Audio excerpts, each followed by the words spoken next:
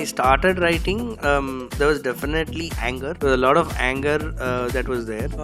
But what also happened is because I've also grown up, and I'm also running a small company where we do ad films and stuff. So you also deal with people. You also have people working in the company, and you'll have to provide for them and stuff. So what also happened is every time I kept coming back to the material, I also thought if I have to shut this company and tell my employees to just go away, one, I'll feel like a failure. And if I have to go and take up a job and say start from probably the basics of A or whatever, because I don't have technically much experience, I don't think I'll be able to handle that failure. So this kind of thought came to me. So when this thought came to me, it also helped me, and I also told myself, let's see, when you're writing a script, even if it is from the children's point of view, it cannot make somebody black or white. It has to always be in the gray area, where let the audience decide whether this man what is this man? Is he a good man or is he a bad man? Because I am also in that situation. So because I am also in the situation, because I feel a certain way about what happened, but as I'm growing older, I also understand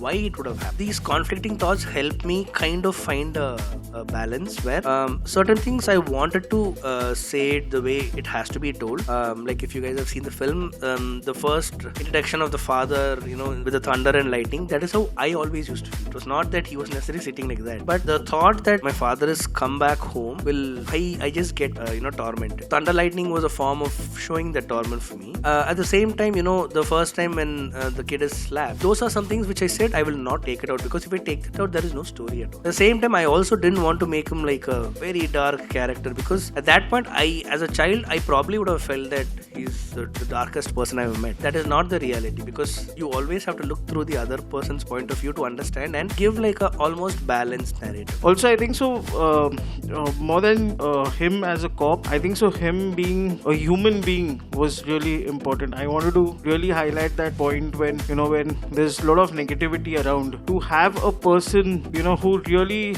loves to give selflessly is what I really liked. And him being a cop, because we always have a different perception of a cop, so it started trying to figure out how did he catch Charles. But I actually remembered it once the film was made, that there was Charles also. So yeah, I mean, I think for me filmmaking is all about characters. I always remember characters in films, and Jane for me was that character which attracted me. I explored that character as much as I could, and I'm presenting it to to everyone as a film. So yeah, I mean, that's the idea of the film.